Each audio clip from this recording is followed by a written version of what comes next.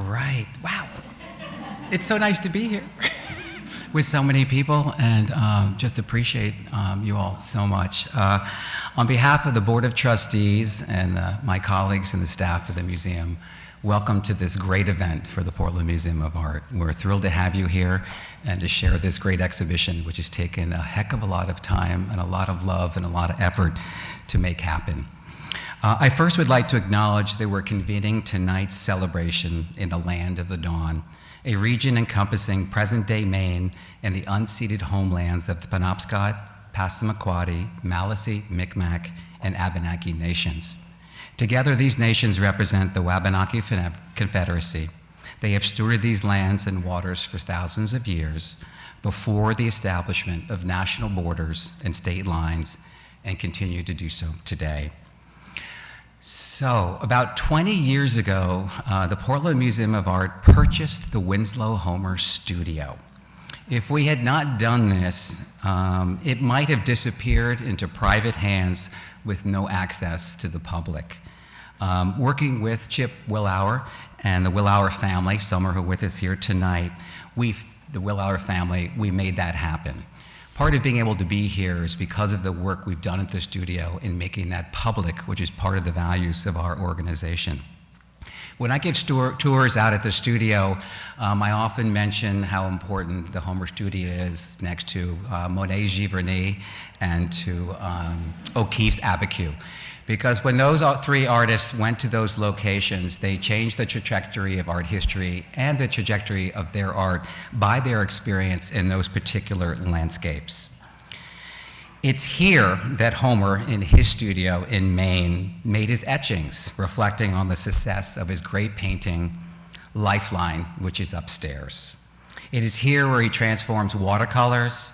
It's here where he makes the amazing nature paintings like our Weather Beaten. As the quintessential artist of his time, he is the perfect artist to showcase as we ponder the 250th anniversary of our country. He's one of the few artists who has never lost his stature. He thrills all generations and people of all ages. Here at the museum, we think of Homer as part of the DNA of the PMA. He arrives in 1882, the year the PMA was founded. He hires John Calvin Stevens to design the studio.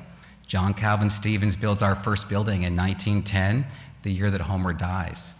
I.M. Pei built the Payson wing that we're in 1982 to hold the Payson Homer collection. And that's followed by some amazing gifts by the Osher and the Berger families. This is why the studio and Homer are so important to the PMA and also to the state of Maine, and why this exhibition can only be here and will not travel, because it really cannot.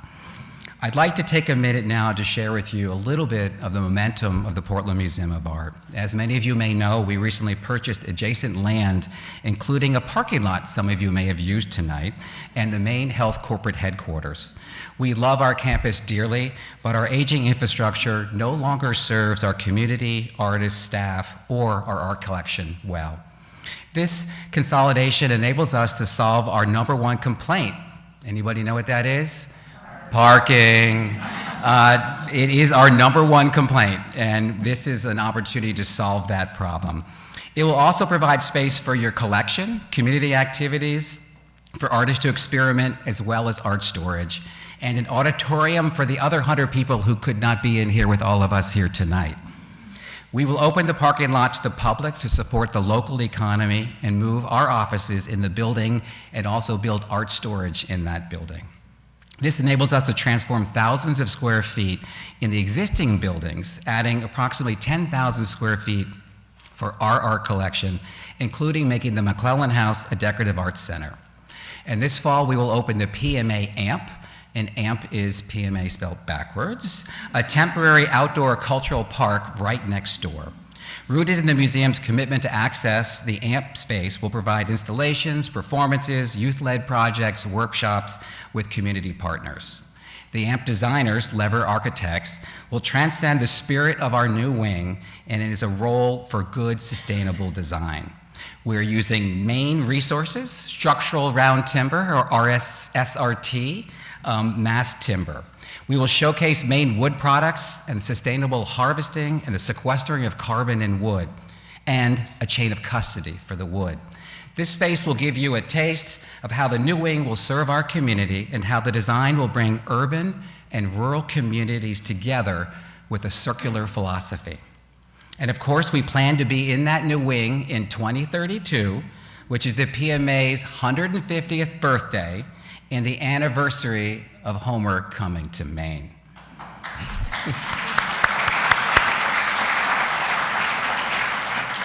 Moments like this Homer exhibition happen because of the work of our talented staff, partnership with lenders and colleagues across the country, and because of the generosity of supporters like all of you. Your belief in this institution makes work of this caliber possible.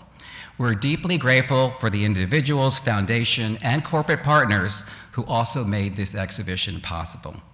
As art funding is becoming more and more challenging, I'd like actually to read out the names of those cultural heroes who know that creativity is the essence of life and the backbone of this country.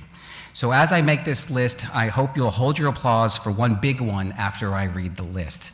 I do want to read the list because it's that important to recognize and acknowledge the people who are supporting the arts today.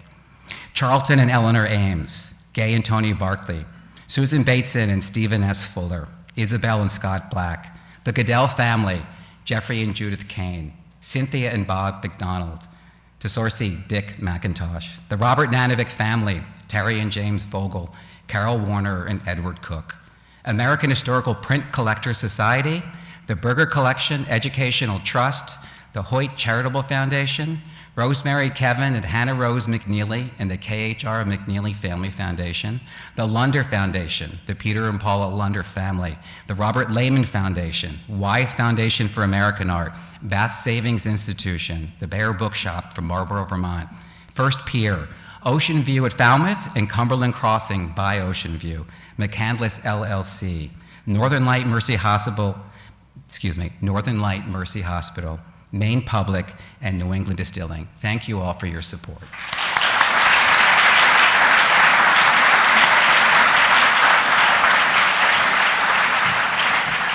And finally, the beautiful catalog of the exhibition is phenomenal. Would not have been possible without the Friends of David Tatum Fund. David was an American art historian and world-renowned Winslow Homer expert associated with the Syracuse University. Over the course of his prolific career, David published many field-defining examinations of Homer's work, among them several devoted to his printmaking, including his etchings.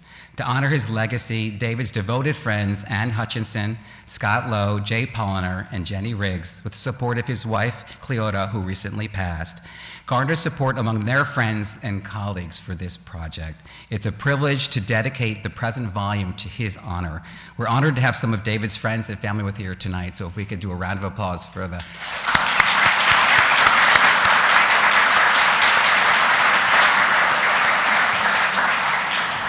All right, thank you for your patience. Now to the main show, to our two stars and heroes who are here, who made this exhibition made this exhibition possible. But it is a very happy, joyful exhibition. So it is my pleasure to introduce Rami Mize and Judy Walsh. Rami Mize is currently the Susan G. Detweiler Associate Curator of American Art at the Philadelphia Museum of Art.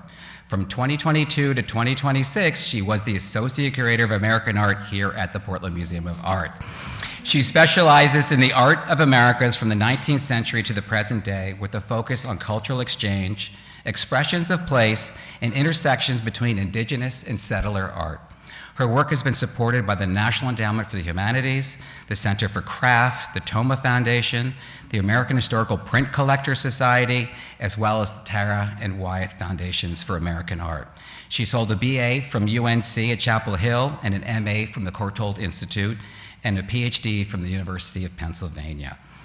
Our next guest and hero tonight is Judith Walsh, a paper conservator and friend of the museum, has tended the very collections that hold most of Winslow Homer's works, the MFA, Worcester, National Gallery of Art, Clark, Bowdoin, and here at the PMA. Judy has been researching, lecturing, and writing about Homer for more than 4 decades. In 2019, she was named an honorary fellow in the American Institute of Conservation for outstanding contributions to her profession. Judy's now lucky enough to live on Peaks Island, where every day she enjoys exactly what pleased Homer: rocks, waves, and wind. Judy and Ramy.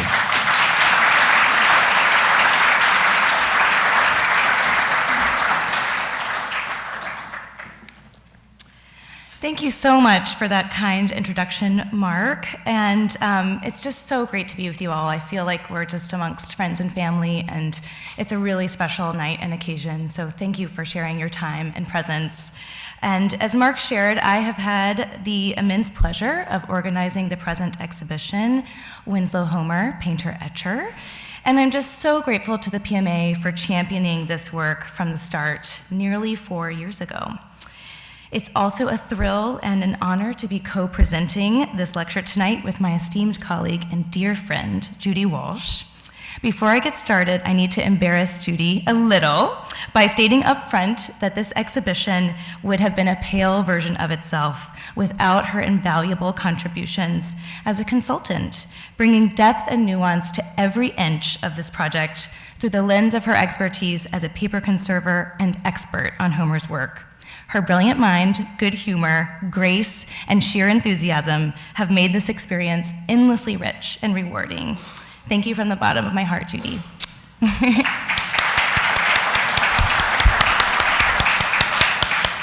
I had to do it, sorry.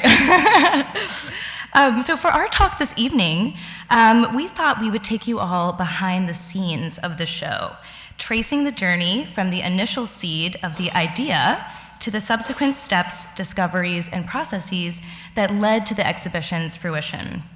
I will start by giving a brief overview of the exhibition itself, the significance of Homer's etchings, and the research roads that led us here. Judy will then share insights into the extensive and revelatory technical analysis that she performed on these prints for the first time in history. So you're in for a treat. Between 1884 and 1889, Winslow Homer realized a unique body of work in etching. 6 editioned prints and several others are known from this period. Etching is a printmaking process that uses acid to inscribe lines on a metal plate. Those incised lines create the final image by holding and transferring ink when pressed to paper. Drawn from some of the artist's most celebrated compositions in oil and watercolor, including the Lifeline, 8 Bells, and Undertow, Homer's etchings were also informed by his earlier experiences with other print forms, including wood engraving and lithography. Toward the end of the decade, the artist scrawled a telling double signature across 2 etchings based on previous work in watercolor, claiming his artistry in both media: Winslow Homer, Painter, and Winslow Homer, Etcher. The exhibition title channels this emphatic assertion by highlighting the rich interplay between painting and print that animated Homer's process throughout his life. Homer later asserted that his etchings, along with several watercolors, were, quote, as good work as I ever did. Featuring extravagant line work, delicate veils of tone, and elegantly modeled forms, the prints harness the properties of this complex art form to extraordinary effect, while refining some of the artist's most iconic themes to new degrees of poetic depth. Winslow Homer, Painter, Etcher offers viewers an unprecedented and historic opportunity to view these etchings in dialogue with the works that inspired them, emphasizing the pull of print across his prolific and relentlessly innovative career. Interestingly and importantly, the etchings bear a close connection to Maine and the converted stable that Homer made into his home and studio here. Perched by the sea on Prout's Neck, a peninsula stretching from southern Maine into the Atlantic, this setting also served as a generative creative site for the artist, who moved there from New York the same year he began pursuing etching in earnest. Indeed, this coastal refuge provided Homer not only with the spectacular littoral environment that inspired his late great Marines, but also with the space and quietude to master an entirely new and very demanding print medium. Shortly before permanently relocating to Maine from New York in 1884, Homer struck up a generative collaboration with New York-based printer George Wister Hodge Ritchie to produce his first etching after his great painting, The Lifeline. After he had fully moved to Prout's, Homer remained in close correspondence with Ritchie, who would prepare and send grounded copper plates to him. This arrangement allowed Homer to work on the designs from the comfort of his home. With no access to a printing press, Homer would send the plates back to Ritchie with instructions for further adjustments. Ritchie then returned the plates with proofs for Homer's review.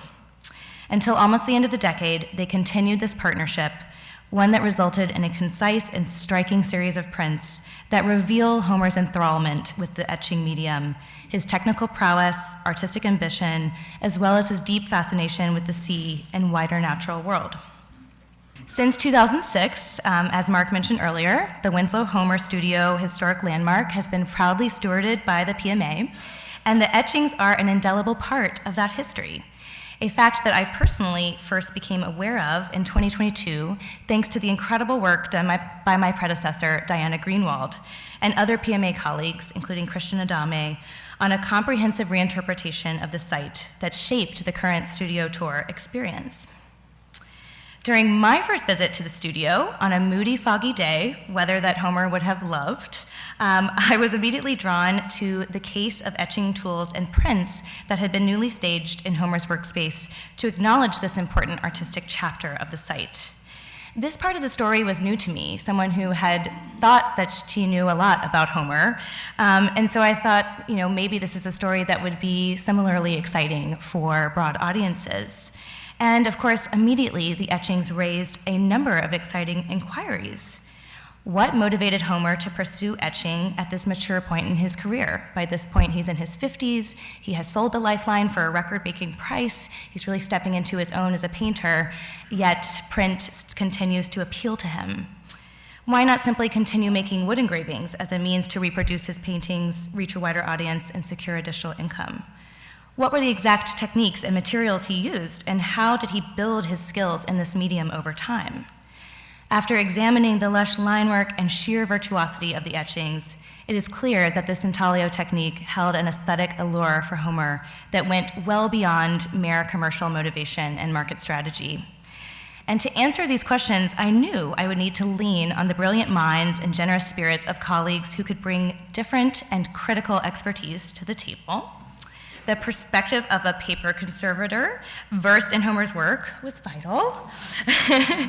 And there's literally no one on the planet better equipped for the job than Judy Walsh, so I'm a lucky girl. It was a joy to engage with her as a consultant on this project. I also thought it would be extremely valuable to collaborate with a printmaker who specialized in etching.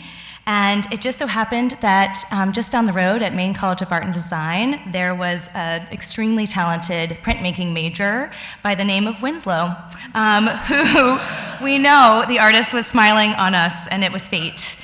And Winslow joined the team as our exhibition intern, and just added immeasurably to what we were able to see in these prints from the eyes of an artist and a practitioner deeply steeped in this complex medium. Art historians and curators who have lived with and thought much about this material would also critically enhance the impact and resonance of the study. I was fortunate enough to bring together a core group at the PMA in 2024 as part of our Cannon Rock convening series, generously funded by the Lunder Foundation, where we formed a kind of preliminary think tank of sorts to discuss these research queries and some salient themes. My immense thanks to the participants in this study, Kathy Foster, Laurel Garber, Frank Goodyear, Michael Leja, Christina Mikulan, Roy Perkinson, Gordon Wilkins, and Judy. We had an amazing time. We spent a great deal of time with Homer materials, both here and at Bowdoin College Museum of Art, as well as just out at the studio itself, imagining what his process was like in that, somewhat humble setting. So hopefully the scene that I'm painting helps reinforce the fact that exhibitions do not happen in isolation. Quite the opposite. Exhibitions emerge from and participate within a rich continuum of scholarship and thought partnership, and they are only as strong as the ensemble behind them. They begin with questions and involve serious archival research, yes, but they are also the culmination of countless conversations, some formal, some casual, and best of all, some playful and just thinking out loud sessions with colleagues, friends, and mentors. Often the journey from preliminary idea to final exhibition is just as meaningful as the outcome, if not more so. Though the number of etchings Homer made was relatively small, 9 in total that we know of, they had never before been the subject of systematic study and technical analysis. To properly codify these prints and to decipher the process that underscores them, we needed to see and compare as many impressions of each etching as possible. Judy and I had our work cut out for us, but we were luckily up for the task. In the end, we examined over 80 impressions in 15 different public and private collections across 6 different states, all in under 5 months.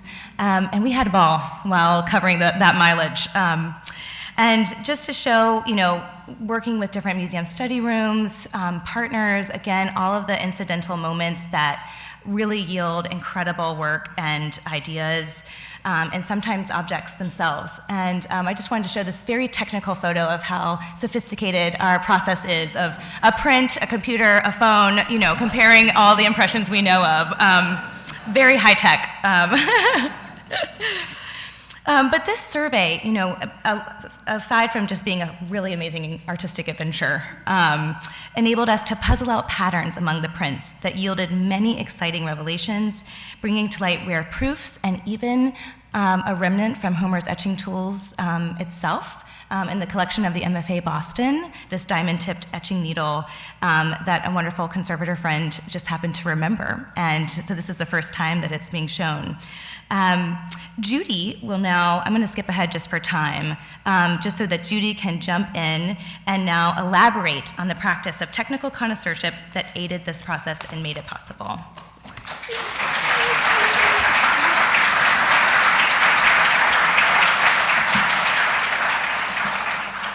Thanks, Remy.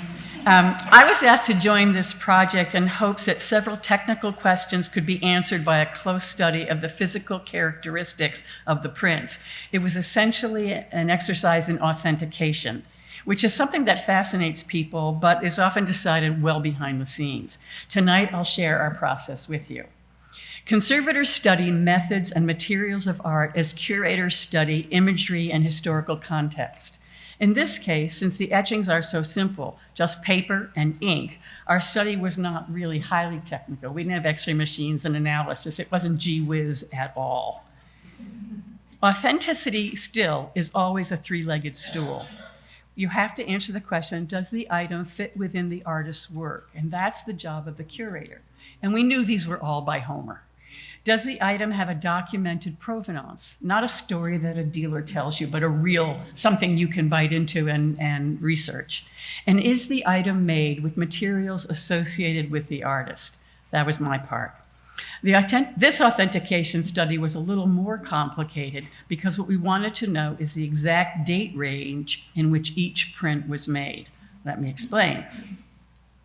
Etchings are made from a metal plate. For Homer's etchings, multiple editions are possible because 5 of the plates still exist. The plates were not canceled, so they could be printed at any time. We can print it tomorrow if we want. We know from earlier scholarship that Homer used Ritchie in New York, as Ramy has told us, to print his etchings beginning in 1884. By 1887, Homer had signed a contract with Christian Klackner to publish and market the prints. Ritchie continued to print for Homer through 1889, when his last print, Fly Fishing Saranac, was issued. No prints were documented to be made past that 1889 date. This just died. Past this 1889 date. So those were the lifetime impressions that were made from 1884 to 1889. Klackner still had some inventory of these lifetime impressions when Homer died in 1910. The residual lifetime impressions were sold in the mid-1930s by another print publisher, Keppel. Charles White, who worked with Ritchie, took over his printmaking studio, and he said that he made some restrikes from the 5 existing uncanceled plates in the 1930s. As I go through the talk, the restrikes will have a star in the corner. Okay, so these were sold alongside the lifetime impressions in the 1930 sale. Ramey found that the price points in the sale reflected their difference, so there was never any intention to defraud or falsify with the restrikes. It's also well known that the Metropolitan Museum caused restrikes to be printed in 1941 from the 5 plates that they owned. It was more common then, but unfortunately no documentation has been found to suggest what paper was used in those prints, how many of each was reprinted, and unfortunately the Met did not stamp the back of the prints as being part of their edition. 50 examples is often cited as the number printed for the Met. Some of these were sold in the Met shop as late as 1995. Again, there is no fraud here, no intention of deceiving anyone. This is something that was done in museums over time. However, some of these late impressions have found their way into museum collections. We hope we might be able to sort out the different editions of these prints, particularly identifying the lifetime impressions from the others. Now, you may think that any print pulled from the authentic plate is pretty much the same, so why the fuss? That's sort of true, but the printing of the plate is critical. The printer works with the artist to make the finished print exactly what the artist wants. By changing the inking, a printer can make a landscape look like noontime or midnight. It's important to see what Homer wanted in these prints to understand his hopes and intentions for the images. You can easily see why museums care about that. It's not a trivial distinction. And this distinction is reflected in the price and the value of the works, also not trivial. A lifetime impression of Perils of the Sea recently sold for $53,000, while a restrike sold for about $3,000. Price aside, a museum wants to show the best example possible, and we want to be very clear about what the object is when we write the label and put it on display. So we wanted to be able to distinguish between the lifetime and later impressions to benefit this exhibition, and also to benefit scholars, collectors, and dealers of the prints, and not to bury the lead. We succeeded. Okay. Often scholars can date prints or distinguish between lifetime and later impressions because the copper plates sustain wear as they're printed. Changes deliberately made by the artist and scratches and wear sustained as the soft copper is handled and printed can be identified and cataloged. Using these artifacts of age or handling, a timeline of printing can be documented by looking at many impressions of the same print. This works very well for Rembrandt, for instance. In this case, that sort of cataloging would not work because the copper plates were steel-faced to protect the surface immediately after the artist was satisfied with the image. That's why the cleaned plate you see is silver in color rather than the copper color you expect. Since the plate would not give information and the ink has not changed much in the time we're talking about, we had to hope that the paper used in different editions would be enough to distinguish among the prints.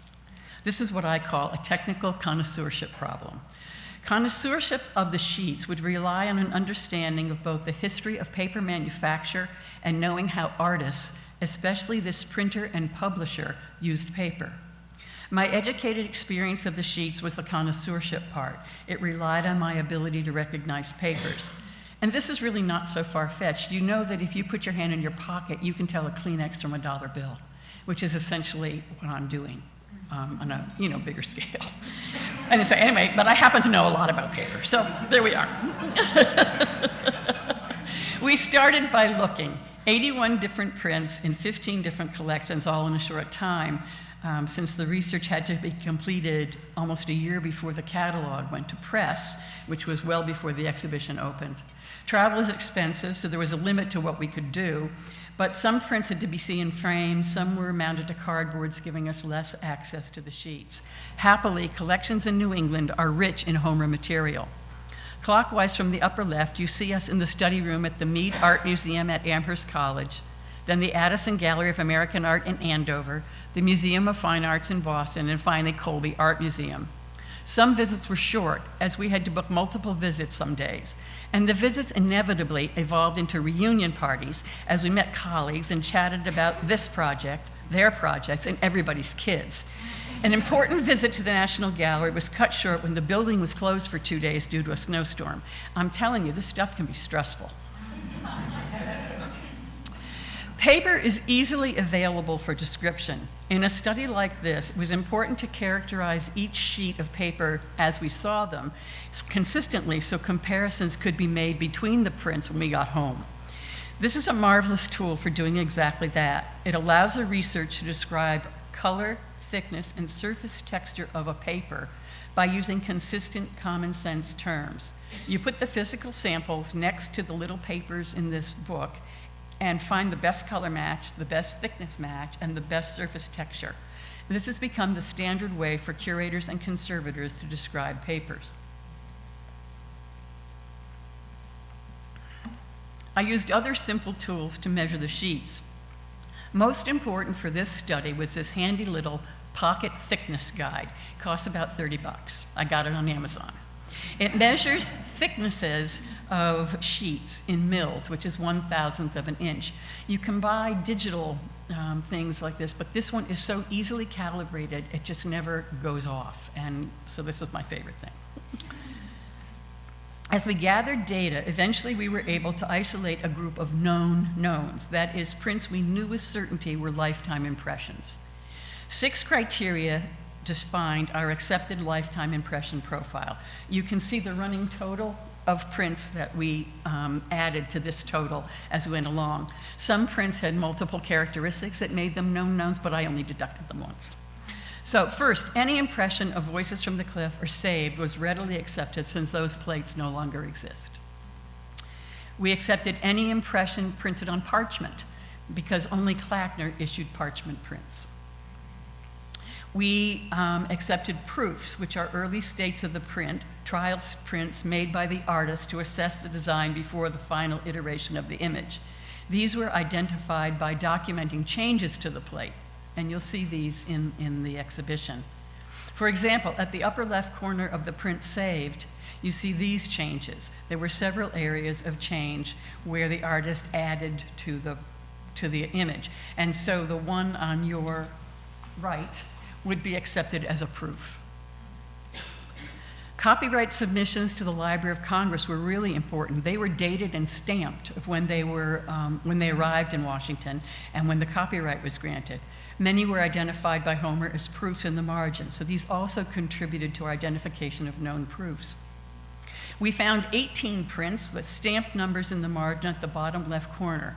We found numbers 32 through 376. Each number is prefaced by a handwritten H. We think that's probably for Homer. These, we believe, are inventory numbers that the publisher caused to be put on and had not been previously described in any literature about the prints. We found these numbers in person through Winslow Trainham's research and by calls to colleagues in other museums. This gave us another data point for edition prints and gave us an idea of the edition sizes, which also had not been known.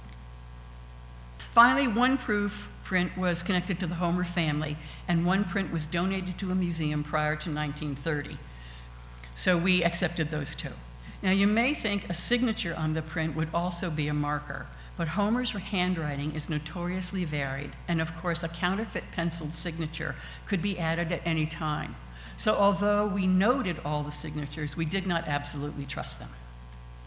Of the 81 prints we saw in prison, 46 could be confidently identified as lifetime impressions, but that left us with 40% of the prints as ambiguous. It's not a good percentage. First, we can look at the identified proof prints and see if their physical characteristics seem consistent.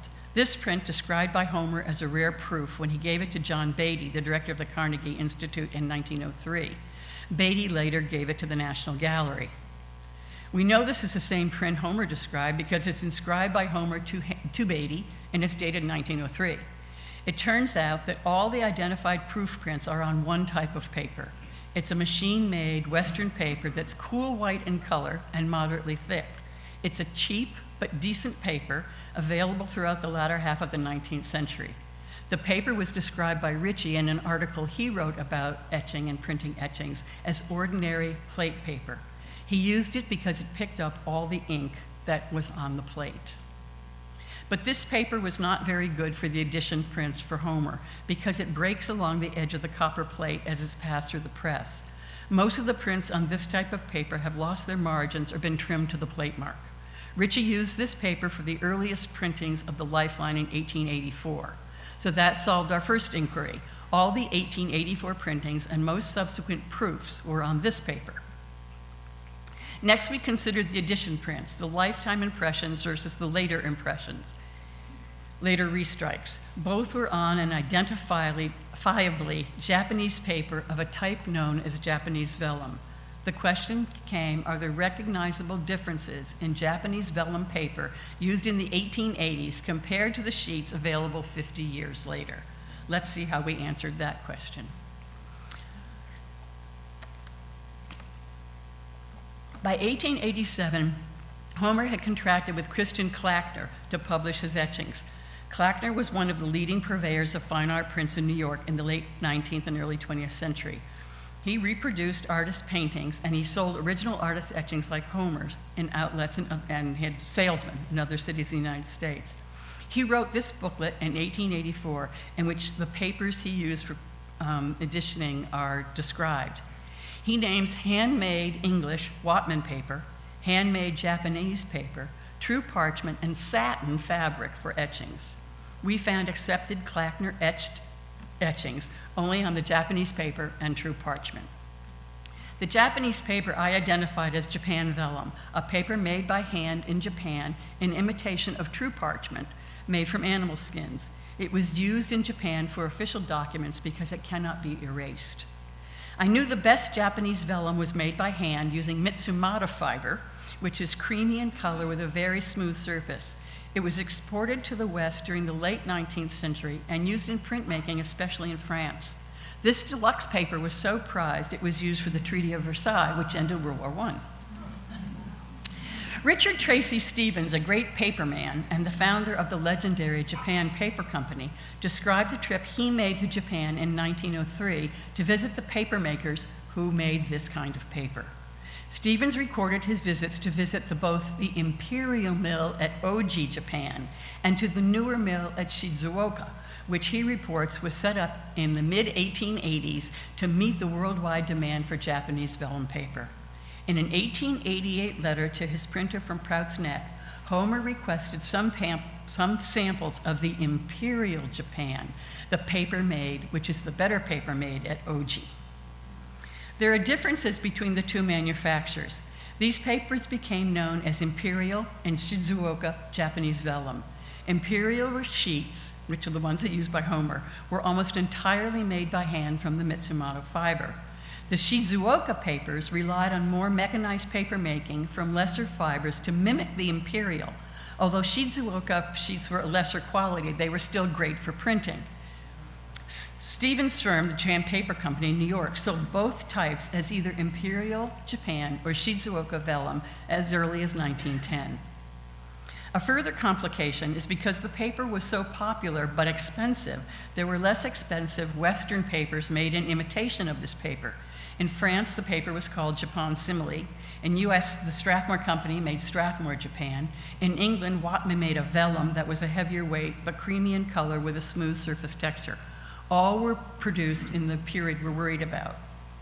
These papers were offered for art printing and deluxe book printing. Each looks a lot like the Japanese product and would be a good choice for the restrikes. Happily, none of the accepted edition prints were found to be on the Western imitations of Japan vellum. That eliminates that problem. So we know there's a difference between the Japan vellum readily available in the 1880s and similar papers available later in the century. Of the 53 prints determined to be on Japanese vellum, all the accepted lifetime prints were on what I thought was the Imperial Japanese. So I had to distinguish between the Imperial Japanese vellum and the paper made later at Shizuoka. In 1991, while working at the National Gallery, I started a study collection of paper sample books issued by manufacturers and distributors of paper made for or used by artists. The sample books are valuable for authenticity studies because the papers in the booklets are all identified and the booklets are dated. The sellers give big enough samples that an artist or graphic designer could test the paper for use. There are now over 3,000 individual record groups of paper samples in the National Gallery's paper sample collection, which represent about 30,000 documented papers available for study and comparison. Using the database of the catalog, I found samples from 1910 to the 1920s that demonstrate the difference between the possible Japanese vellum papers. The sample book confirmed what I had proposed. Imperial papers made at Oji are handmade, creamy, beautiful, and critically comparable in thickness to the group I had identified as handmade when I saw them. Later papers made at Shizuoka were available in several thicknesses and were made from a combination of lesser fiber and formation. They tended to discolor more on aging. Because I was at the National Gallery, I was able to take the sample booklets to the print study room and compare samples to an accepted editioned print. Using ambient and directional light, again with our telephone, I was able to accentuate the surface texture, and I confirmed that the paper was Imperial Japanese vellum. And it was the same paper sold by another distributor, but still identified as Imperial Japanese vellum. This was great. I knew what we wanted to find out. I could distinguish the lifetime impressions on the Japanese Imperial vellum from the others. But this is not much of use to a scholar who doesn't have the opportunity of bringing his or her print to the sample books at the National Gallery. But, okay, don't worry about this. You don't have to read it. But happily, the data I collected showed that the lifetime impressions on Imperial Japanese vellum could be distinguished from later paper by the connoisseurship of the paper, that is, how it felt and how it moved, and also by the thickness of the sheets. Thickness was important because any person with $30 can document the thickness of the sheet before them that they have, making our research accessible to anybody. And you're ready to say, I think this is really cool. Ramey made sure that this information was included in the catalog, which is critical for scholars of these prints. It's a really big contribution that this exhibition makes to scholarship. I hope I've made this study seem logical. Authenticity studies like this are not easily done and are rarely described. Together, curators and conservators make important contributions to our understanding of art objects, and here, Winslow Homer. The PMA deserves a great shout out for making research funds available for this study and insisting that the research be included in the catalog, which I encourage you to buy. Please join me in thanking Mark and Ramey and everyone who contributed to this exhibition.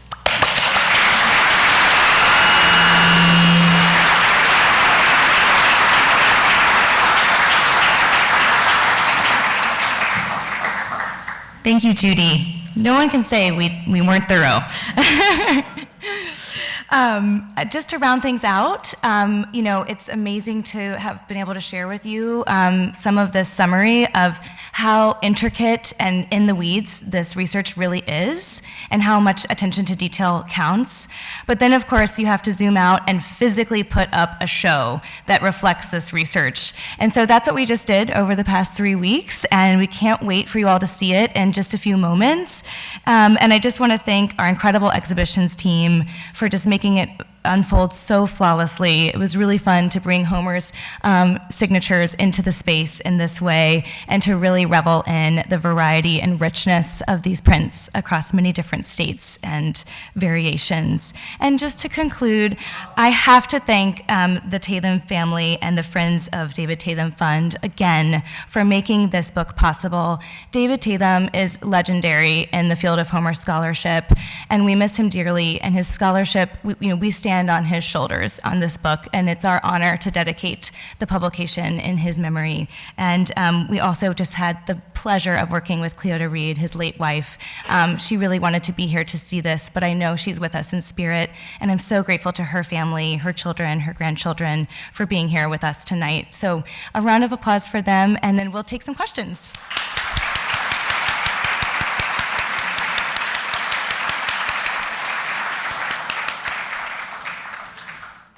Over here?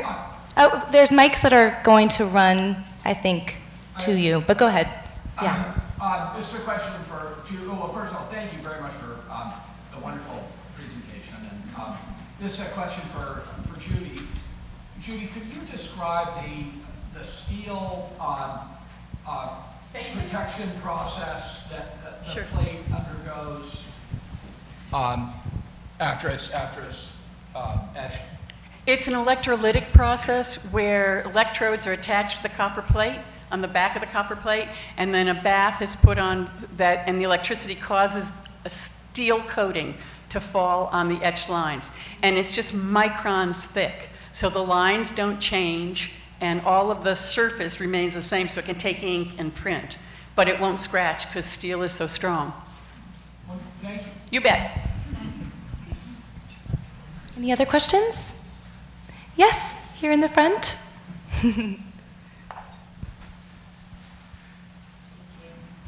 I have it's not an art-related question, but I grew up in this area and familiar with, where the studio is.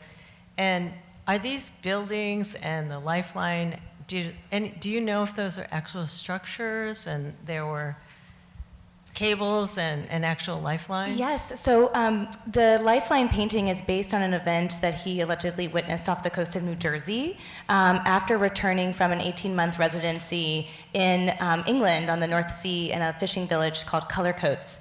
And so he was really attuned to this issue of seafaring, of the precarity of coastal life, and the lives of the fishing families that he came to know in England. And then coming back to the United States, there was this marked stylistic transformation in his work, and he was really interested in these themes of life-saving that were very topical in the press. But the structures that you see, for instance, in the Perils of the Sea etching in the lower left, that's the watch house that's actually in Cullercoats, England. So it is a structure that is still there, so you can see. Okay. Yes. Sorry.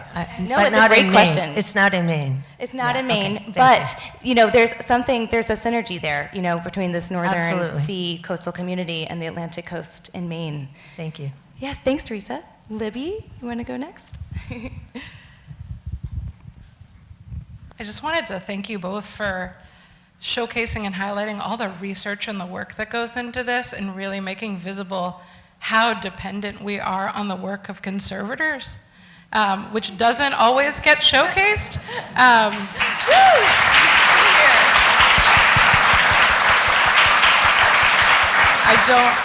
I run a map library. I do not know what we would do without our paper conservators. They literally make the use of all these things possible.